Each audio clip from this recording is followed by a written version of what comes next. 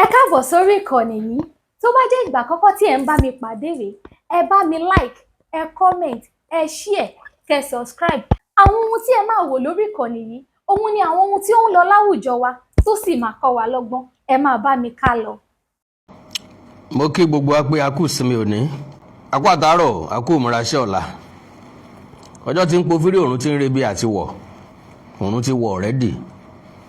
Ọjọ́ ti rebi àná, ìṣègbó ti ń rebi àná, torí pé ilẹ̀ ti ṣú káàkiri báyìí.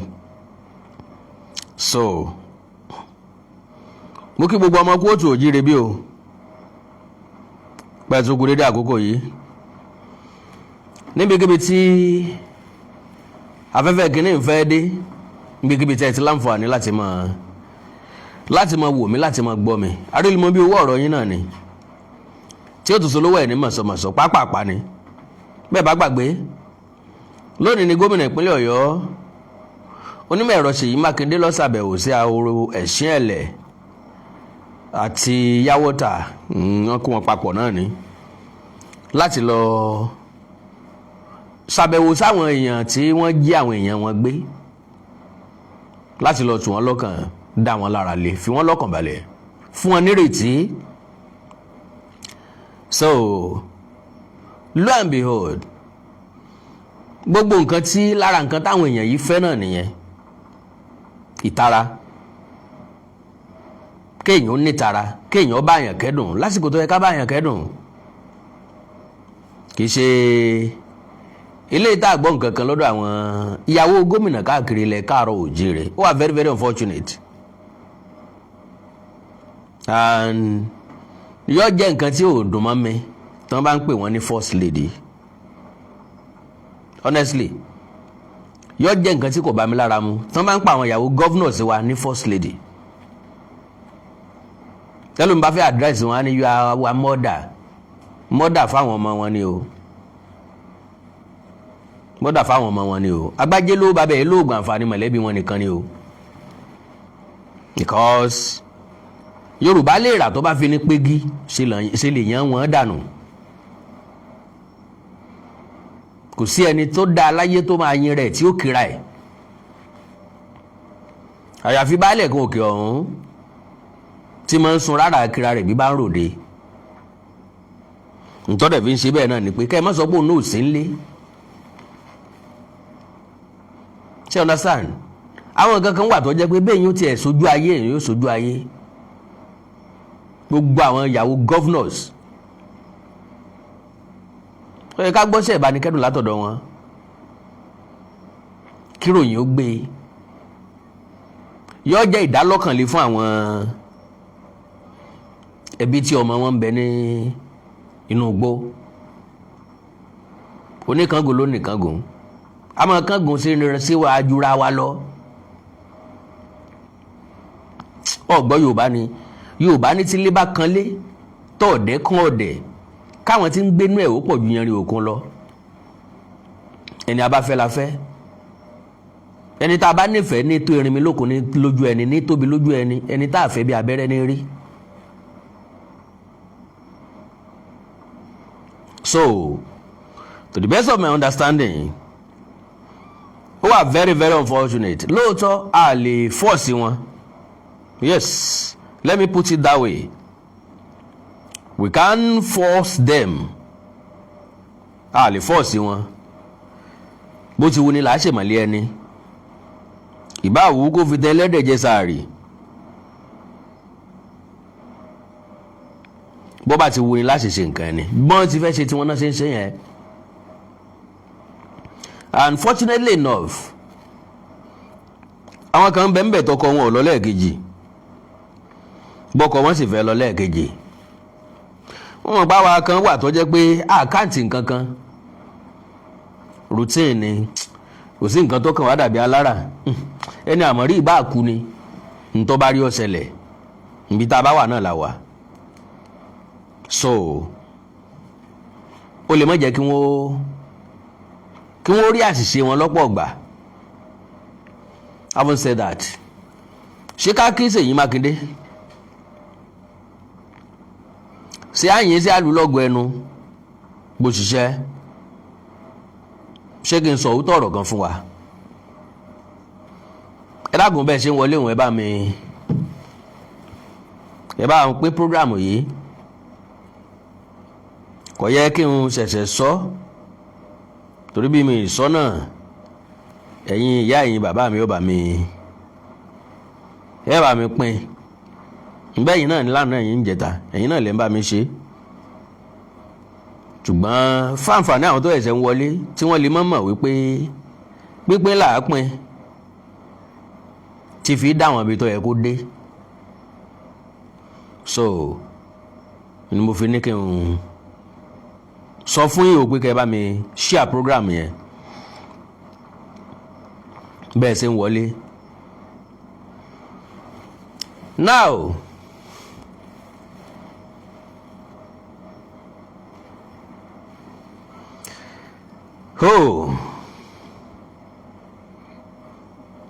màmá kan bẹ́ẹ̀ tí mo fi ní oníkangun lónìkangun, ọmọ ẹ̀ mẹ́rin ní bẹ́ẹ̀, ìyàwó ọmọ ẹ̀ kan.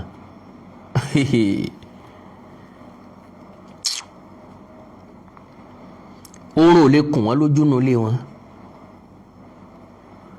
But still, I appreciate engineer Seyi Makinde pé wọ́n ṣe ní ojú àwòlàwò fi gbọ́bẹ̀, because tán bá ràn yàn lọ wọ́n ti lọ náà nìyẹn. Yes, I can say that categorically. Tí Seyi Makinde bá rán gbàkejì ẹ̀ ló ti lọ, bó bá rán speaker ló ti lọ, bó bá rán ẹnìkan lọ tán sọ pé lọ́dọ̀ Seyi Makinde làwọn ti wá, láti state government làwọn ti wá, ò ti rán yàn lọ. So ká dúpẹ́ lọ́wọ́ eyín tó jẹ gúgúrú abọ́ kan, bó bá rókùtà yóò gbìyànjú. Ká dúpẹ́ lọ́wọ́ ẹni tó rí ni tó mọ́ ni lójú. Àwọn èèyàn kan ń bẹ wọn ò wo apá ọ̀dọ̀ wa o. Ìyẹn túmọ̀ sí pé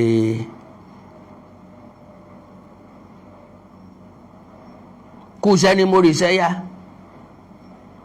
Ẹ já kí ẹni tí kìkì tọ́ sí lóòótọ́. Àwọn bàbá wa ní ká dijú ká kó gbọ́n ẹ̀yìn ọwọ́ ọ̀tún,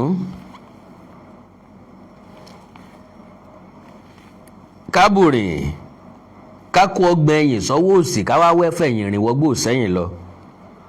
Wọ́n lẹ́ni tí ó yin ni ó yin ni, ẹni tí ò ní yin ni àlọ́ ọ̀ràn, ká yin ni náà ni kí ni ń ṣe yín gan.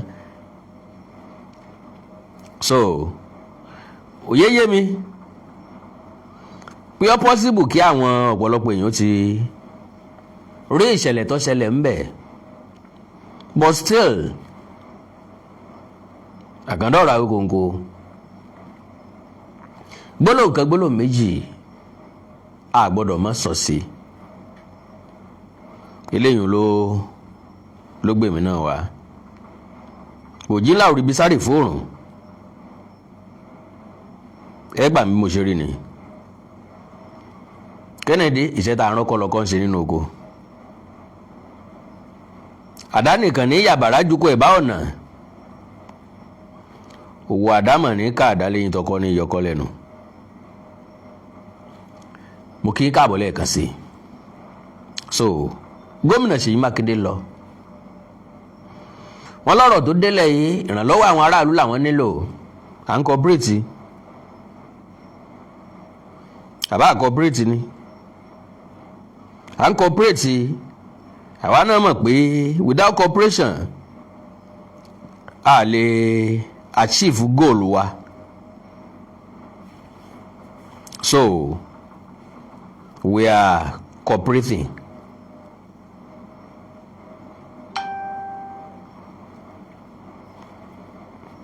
So now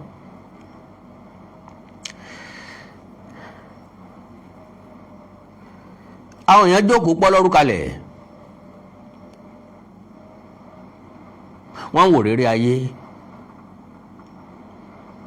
wọ́n jókòó wọ́n wo story tí wọ́n fẹ́ wá fún wọn. Kí ni development? Well, bí development bá tiẹ̀ wà, gómìnà lè má fẹ́ sọ síta. Yes, for security purpose. I understand wọn. à ń gbà wọ́n bẹ́ẹ̀. So mo like ohun tí gómìnà ṣe ń bẹ.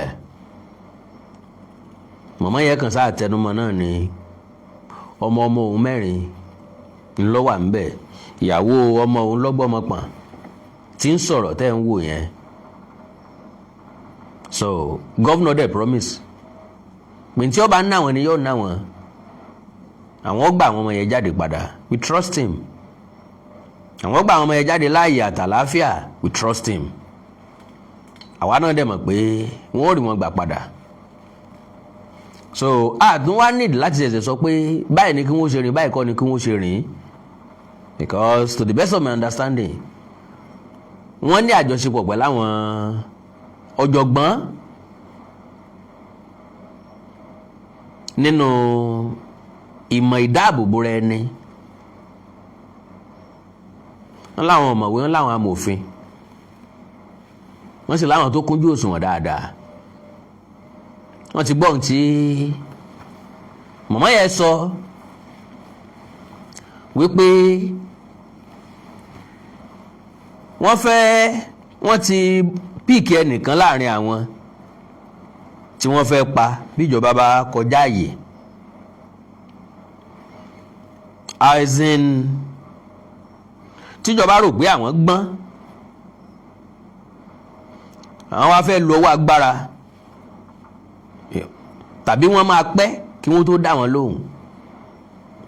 Wọ́n náà ti mẹ́nìkan lẹ̀ pé ẹni tí a tún pa ṣìkejì lélẹ̀ o, kẹ́ ẹ máa gbọ́ o. So eléyìí wọ́n jẹ́ nǹkan tó dá ìpayà fún everybody, tó dẹ̀ jẹ́ kí ìjọba náà kí wọ́n súnra kì gbogbo àwọn tí wọ́n ti dànù gbó pé kí wọ́n máa wá wọn káàkiri. Èròǹgbà ọkàn mi ni pé wọ́n ó ti pè wọ́n padà pé ẹ máa padà bọ̀ nílé, because eléyìí ló lè lé wọn lóró kí wọ́n tún rìn síwájú díẹ̀ sí i. Eléyìí ló lè lé wọn lóró kí wọ́n kó àwọn ọmọ yìí lọ ká má rí wọn mọ́. So kò sẹ́ni tí ń gbàdúrà rú ẹ̀ o, Ọlọ́run ní jẹ́ ká rí rú ẹ̀ o,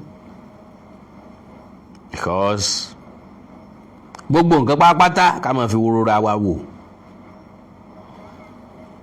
Bí ó ṣe gbà tèmi, bí ó ṣe gbà tèmi, ẹ̀dá ẹ má sì kà mọ́ o, bí ó ṣe gbà tèmi. So bí ó ṣe gbà ti gbogbo wa, ẹ má jà síkà. All right.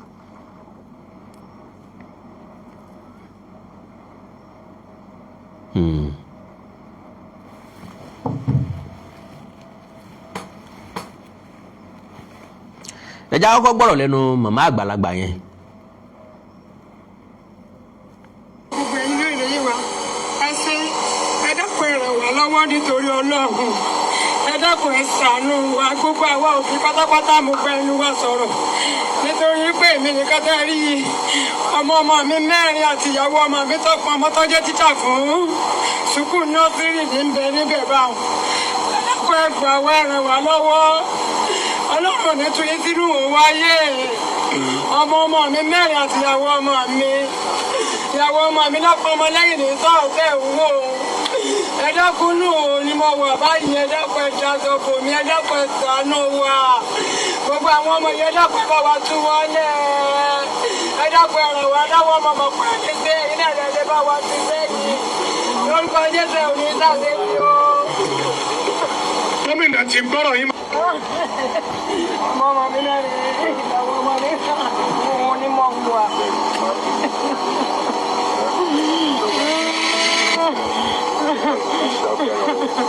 Ẹ dákun ẹ ràn wá lọ́wọ́. Gómìnà Seyi Makinde dìde láti dì mọ́ mọ̀mọ́ yẹn. Wọ́n dẹ̀ sọ fún wa pé ká má sunkún mọ́. Who are very very emotional.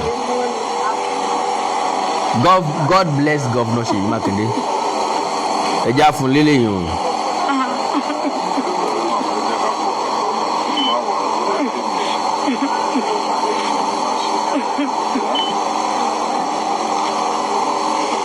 Gbogbo nǹkan tó yẹ ká ṣe la máa ṣe. Ọmọ 4 àti ìyàwó ọmọ. ìyá yẹn kàn sùn fún tiẹ̀ ni. All right, ẹ já gbọ́ ẹlòmíì.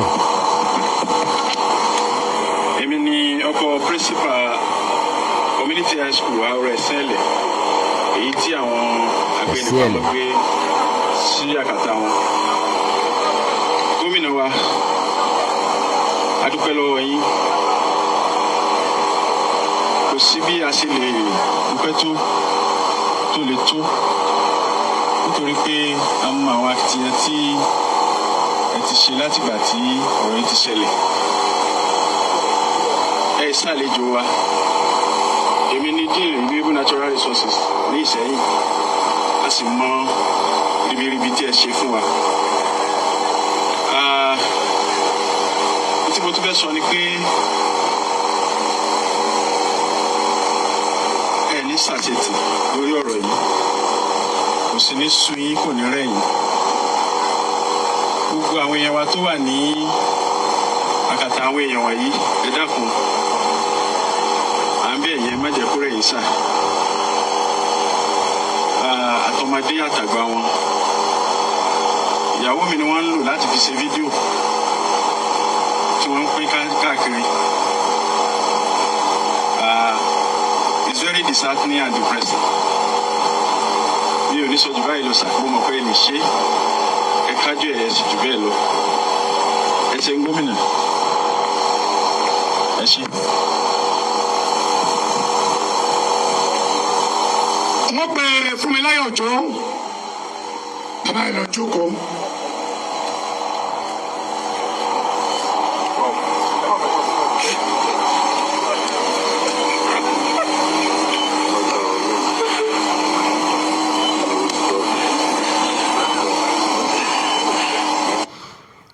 Now ẹ já fi àwọn méjì yẹn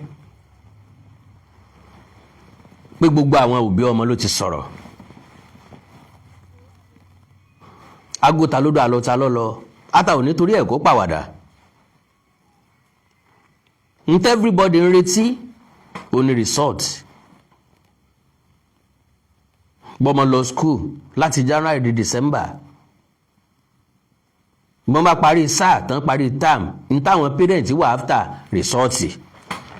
A ṣe test o, a ṣe exam o, a ṣe mọ́ọ̀kì o, a ṣe kankan o, bọ́mọ ṣe wáyẹ̀kì result ẹ̀dà, ọmọ ṣe jambu result ẹ̀dà.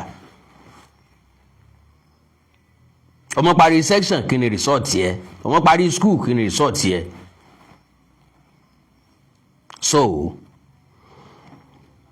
a dúpẹ́ lọ́wọ́ fún ti gesture.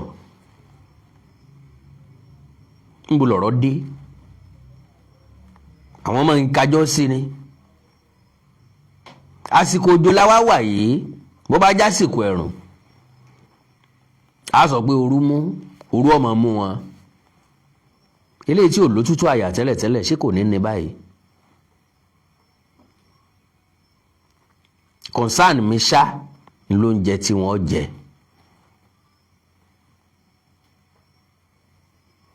Ṣèjọba ò lè lu ọ̀nà kan kí wọ́n bá àwọn ajínigbé yìí sọ̀rọ̀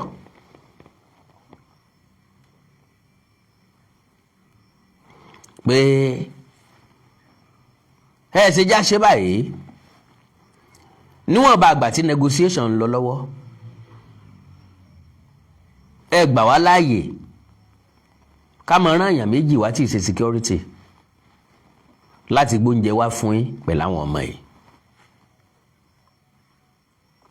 Sí ò ṣeé ṣe pé kò sí attempt pa fẹ́ wá gbà àwọn ọmọ lọ́wọ́ yín o títí tá a fi máa parí negotiation. Ṣùgbọ́n bóyá nǹkan kan la máa lò, bóyá èèyàn méjì ẹ gbà wá láàyè,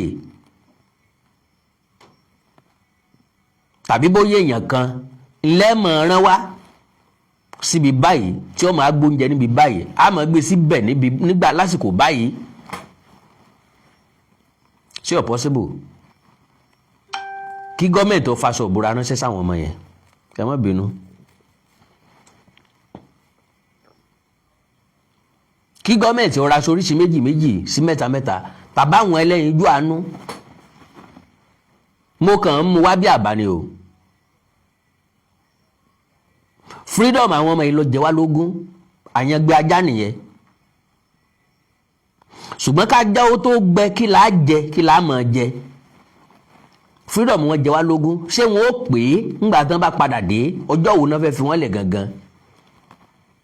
ṣé lónìí ni, ṣé lọ́la ni, ṣé lọ́tùnla ni, ṣé lọ́sẹ̀ tá a fẹ́ mú yìí ni, ṣé lóṣù tá a wà yìí ni? níbo negotiation dé dúró?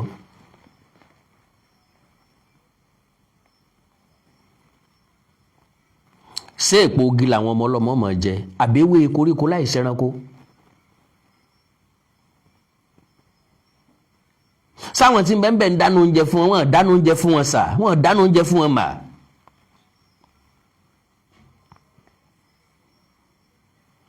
ẹ̀ tí àwọn ọmọ yìí ń kọ́, ṣé wọ́n máa pé padà ń gbà tá a bá rí wọn gbà padà? oúnjẹ ṣe pàtàkì nínú àgọ́ ara. àwọn ọmọ kéékèèké, àwọn ọmọ tí ò gbọ́ excuse tó ń bá wà nílé, wọn ò mọ̀ pé dádì ò lówó lọ́wọ́ tàbí mọ́mí ò lówó lọ́wọ́. stage tí gbogbo àwọn ọmọ yẹn wà nìyẹn. kò sí nǹkan tó kàn wọ́n pẹ̀lú pé àgbà sálárì. ntọ́kàn wọn ni pé kí wọ́n jẹ tàárọ̀, kí wọ́n dé láti iléèwé kí wọ́n jẹ tọ̀sán, bó bá dalẹ́ ká fún wọn lóúnjẹ. stage tán wà nù. ọmọ ọdún méjì stage wo lẹ fẹ́ kó wà? sọmọ recession ni, sọmọ economy ni, ṣé ìrìn ọ̀rọ̀ boko haram kan ni? ọmọ ọdún mẹ́rin, ọmọ ọdún mẹ́fà, kí ló kàn pẹ̀lú gbogbo wàhálà ilé ayé yín? ntẹ́rí ẹ kóra yín sí, ntó mọ̀ ní pé kó jẹun kẹ̀dẹ̀ fún pàpánu. so èmi kan wàá ro bẹ́ẹ̀ ń bọ́ jẹ́ kó bàbá fẹ́ san ransom náà, wọ́n pè á lọ gbé ibì kan ni, ká gbé bẹ̀ ká pẹ̀yìn dà. kí wọ́n já máa lo lọ́jíìkì yẹn náà láti máa gbóúnjẹ lọ everyday.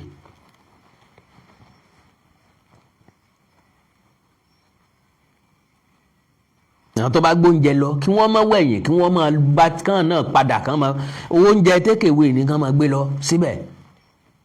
ìmúṣà ti pé wọ́n ó dùn ó káwo gbẹ̀ngbẹ̀ng bá jẹun tán.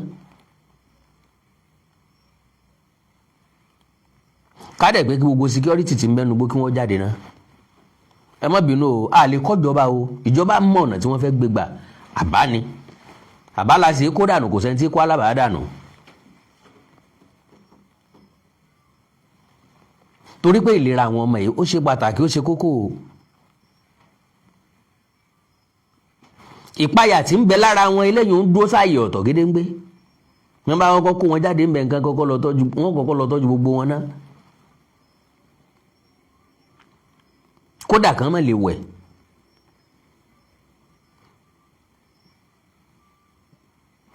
of course ọmọ 2 years old oúnjẹ ìwo ni wọ́n fún bẹ̀rù.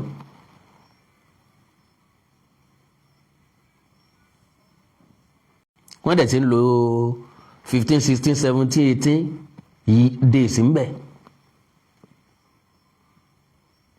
àwa tá a jẹ́ àgbàlagbà tó ń jẹ́wọ́ bá báláǹsì láàrin ọjọ́ mẹ́ta síra wa, wọ́n máa fìlì ẹ̀ lójú wa. gbà ọdọ́ọ̀lù o, nílé tó ọdọ́ọ̀lù báyìí àpèsè hàn kan. ìwọ lọ́mọ̀ wípé ebi ni. irú omi ìwo làwọn ọmọ ìmú ń bẹ̀? àwọn tó kó wọn nípa ìyáká wọn ò lójú àánú débi pé wọn ò ní pure water o. sáwọn ọmọ ìrú mi mu? ṣégbà tó bá wù wọ́n láti mu mi ni wọ́n mú?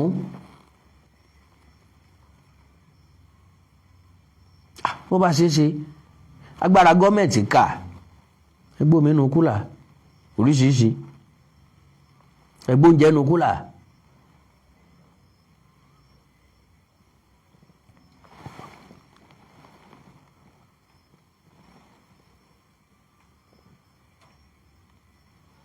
no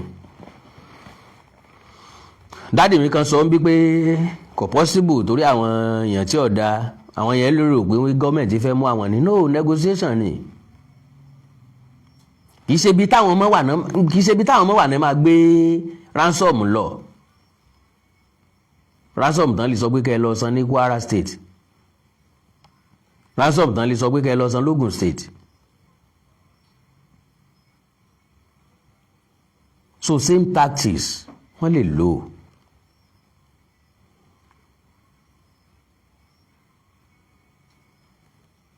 ọ̀dà náà kí làwọn ọmọ ọlọ́mọ jẹ kí ni wọ́n máa jẹ títí dìgbà tán fi máa kúrò ńbẹ̀ kí ni wọ́n máa mu omi wo ni wọ́n máa mu lóòótọ́ ẹ̀gbin omi ìpani a máa mú mi odò ńgbà táwa náà wà ní kékeré ṣé payà ó jẹ́ kí wọ́n lè béèrè nǹkan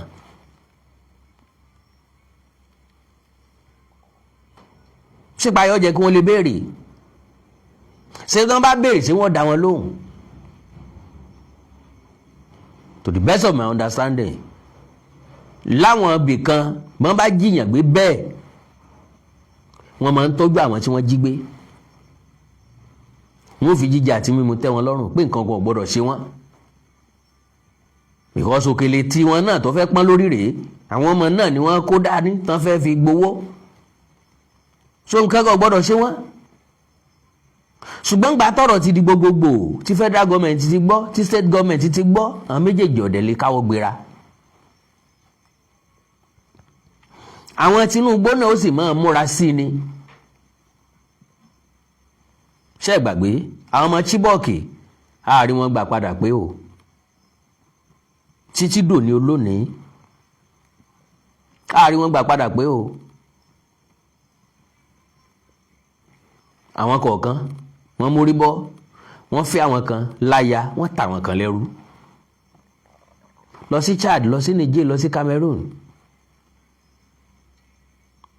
mo kàn ní kí n rán wa létí ni o pé gọ́ọ̀mẹ̀ntì ò rí wọn gbà pé wọ́n rí ọmọ Chibok gbà wọ́n rí wọn gbà pé títí dòní tiwa ò ní rí bẹ́ẹ̀ o tàwọn ọmọ yìí ò ní rí bẹ́ẹ̀ o ṣùgbọ́n mo kàn ń sọ àléébù tó tún lè jáde ń bẹ̀ so ntèmi kan wàá rò ntèmi ni ọ̀nà àti jẹ́ àwọn ọmọ yìí ọmọ 39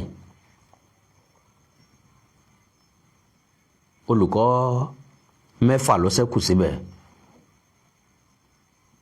oúnjẹ tí èèyàn 40 something ó jẹ kò ń sọ oúnjẹ kékeré wọ́n bá ń dáná fún wọn lójoojúmọ́ ó ní iye oúnjẹ tí wọ́n máa jẹ ẹ sì má gbàgbé ẹni tó wà nígbèkùn àwọn ará bí kò yàtọ̀ sẹ́ni tó wà lẹ́wọ̀n aboyún mọ̀sùn mọ́mọ́jọ́ ni bí èèyàn bá wà lẹ́wọ̀n àdúrà lọ́mọ gbà Ọlọ́run jẹ́ kí wọ́n gbé alọ kóòtù Ọlọ́run jẹ́ kí wọ́n dárúkọ mi máwọn tán fẹ́ gbé lọ kóòtù kàn tiẹ̀ tètè yanjú ọ̀rọ̀ mi káwọn lọ́ọ̀yà ó tiẹ̀ tètè wá kí fámìlì mi ó tiẹ̀ tètè wá ṣé wọ́n ti rí lọ́ọ̀yà tí mo ní kàn lọ rí ṣé wọ́n ti rí àwọn tí mo ní kàn lọ bẹ̀ níbi tọ́kẹ́ máa wà nù gẹ́gẹ́ bẹ́ẹ̀ náà làwọn tó wà ní ọ̀dọ̀ àwọn èèyàn yìí kí ni gọ́fúnà ń ṣe báyìí kí ni pírẹsidẹ̀ntì ń ṣe báyìí ṣé wọn ò sì ní yára báyìí kí wọ́n tó kún pẹ̀lú míì kí wọ́n tó fi jàǹbá ṣe wá kí wọ́n tó sọ pé àwọn ọgbà mọ́ kí wọ́n tó sọ ntí ó wà lórí ẹ̀mí wọn nu àwọn ọmọdé ò ní tiwọn òye kankan òye wọn wọ́n sàmọ̀ pé àwọn wà nù gbá àwọn ò sì lè lọ ilé mọ́ bọ́n ṣe kéré tóun wọ́n ti fi tìpátìkúùkù mọ́ ti ń ṣẹlẹ̀ sọmọ ọdún méjì ọwà àrígbé sí òníké sáwọn tó jiyàn kó sínú gbọ́ wà fẹ́ kọ́ ọmọ ọdún méjì òkè ṣé wọn ò ní pariwo mọ́ trauma ńkọ́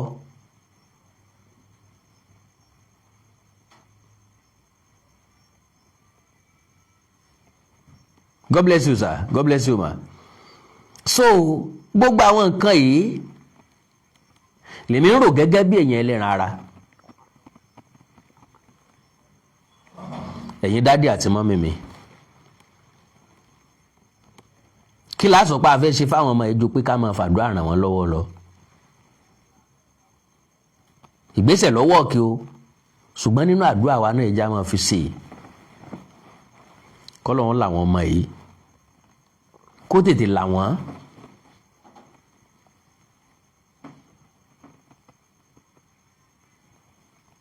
ọ̀tà kókó sà ọ̀tà kókó kò yẹ nìkankan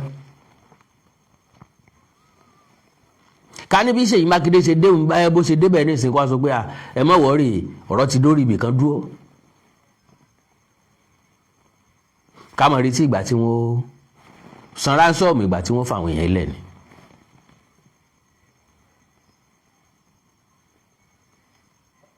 so gbogbo ọ̀nà tí gọ́ọ̀mẹ̀ntì ó bá san, gbogbo ọ̀nà tí gọ́ọ̀mẹ̀ntì ó bá gbà, Ọlọ́run nínú àánú ẹ̀ yóò support wọn.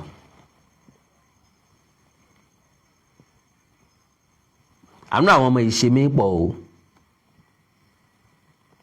pẹ̀lú ọjọ́ orí wọn. Kò sẹ́ni tó yẹ kí wọ́n jí gbé irrespective of age. Kò sẹ́ni tó yẹ kéèyàn ò jí gbé. Ọjọ́ orí ò matter. But àwọn ọmọ kékeré yìí ó débì kan ó jẹ́ bànújẹ́ ọkàn fún yàn. Ọmọ ọdún 2 kò lè change pampers. Ọmọ kékeré kan tiẹ̀ súnlẹ̀ kò sí pátá ń díẹ̀ mọ́.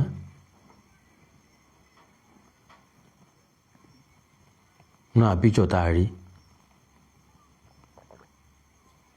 Pátá fúnjọ́ 10. What are you talking about? Àwọn ọmọ tí wọ́n wọ yúnífọ́ọ̀mù délé tí wọ́n bọ̀ yúnífọ́ọ̀mù. Àwọn àdẹ̀ntọ̀ kan yúnífọ́ọ̀mù márùn for more than 2 weeks.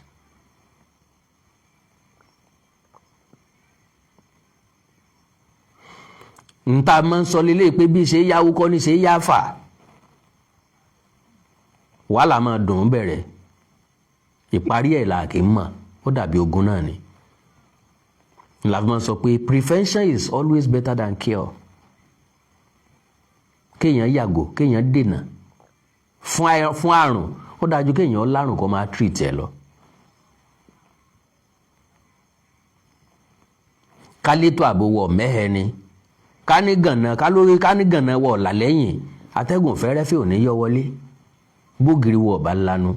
Aláǹgbá ò ní ráàyè kò sí. Ràn káàárọ̀ oòjíire. Tá a jẹ́ akin, tá a jẹ́ jagunjagun. Àwa tí wàá wà vulnerable. Àwa too vulnerable. Gbogbo ẹ̀yà tó kù wá bẹ̀rẹ̀ sí mú wa gùn. Àwọn ẹ̀yà Ìgbò wọ́n ṣe tiwọn bó ṣe wù wọ́n. Haúsá Fúlàní náà tún sọ àdìjẹ. Àwọn Fúlàní darandaran wọ́n ti boko jẹ́ pa àwọn àgbẹ̀ wa sóko. Ṣé ọwọ́ náà là ń tẹ́ pẹ́bẹ́? Ọwọ́ là ń tẹ́ pẹ́bẹ́. Gọ́vnọ̀ là ń pè ní gbogbo ìgbà. Ọwọ́ lásán là ń tẹ́ gbogbo ìgbà tán bá ti fi jàǹbá ṣe wá. Ẹ gbà wá o, ẹ gbà wá o. Ibì kan tó jẹ́ kí n sọ̀rọ̀ sáwọn yúùtì kan lókè Ògùn nìyẹn. Àwọn Fúlàní wá wọ́n dáná sun dídí abúlé yín. Gbé fóònù ẹ̀rí táwọn Fúlàní tó ṣe o, ẹ̀rí o, gọ́vnọ̀ Seyi Makinde ẹ gbà wá o. I was like, sórí tí yín pé báyìí. Nbo wọ́n gbà wọ̀lú yín. Gbogbo wọn náà kí lápá kí láyà bí ìró.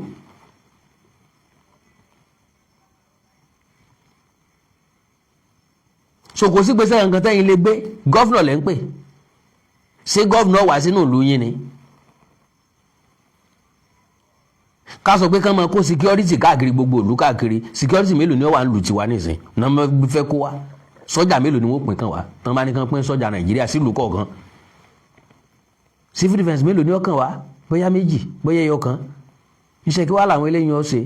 Wọ́n kàn tó máa jẹun sí wa lọ́rùn náà ni. The best solution àti sọ́lá ìmọ̀ye ìgbà.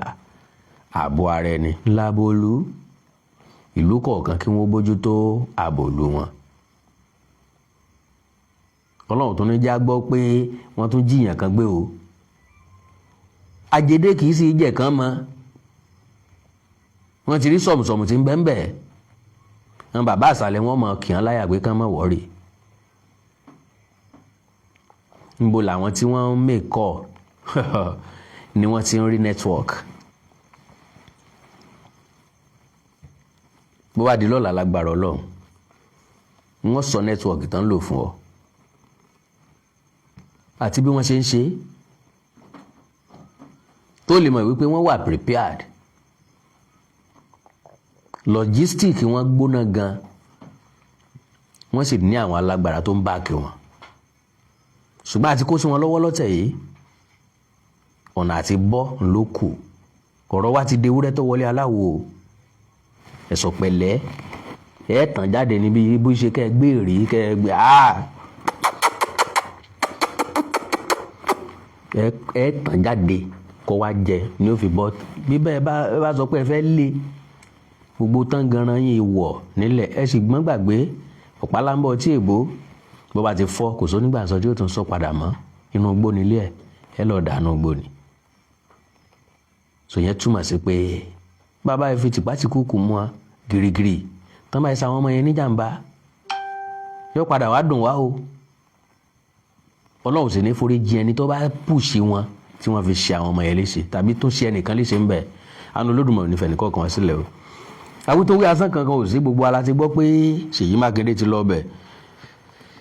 Ẹja kankan nù ìròyìn tó gbé ni.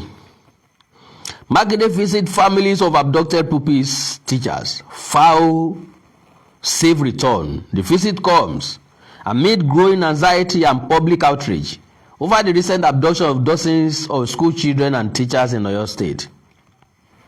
Òní náà ni Oyo State Governor Seyi Makinde addressing the families of teachers and pupils abducted in Aare, Isele Yawota community in Orile local government area of Oyo State during his visit to the community. Oyo State Governor Seyi Makinde has assured residents that his administration will continue to deploy every available effort to rescue the safe return of the teachers and pupils abducted in Orile local government area. The governor gave the assurance during a visit to LA Basic School, Aare, Sele, where he led a delegation of government officials and political associates to commiserate with the families and relatives of the victims.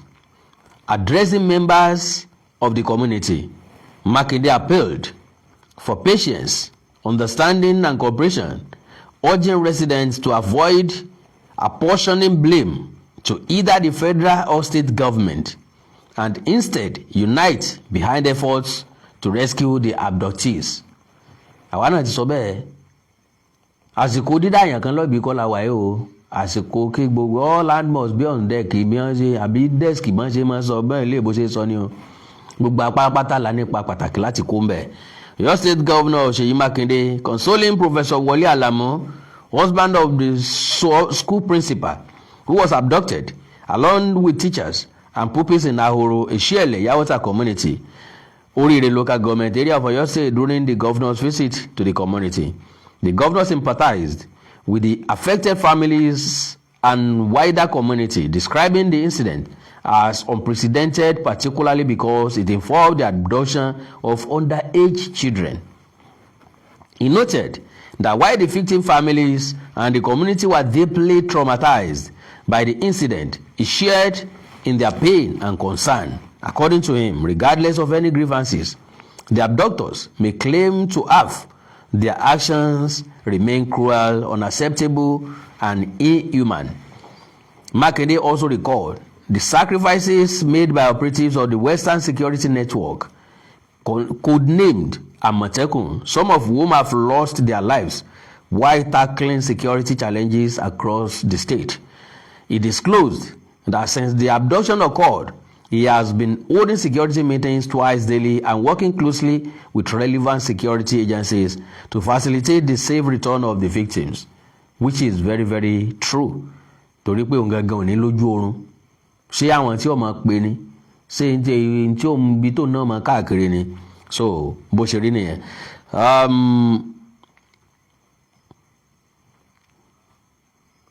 The governor commended security commanders for their dedication and commitment to protecting lives and property in the state and called on residents to continue praying for the success of ongoing rescue efforts.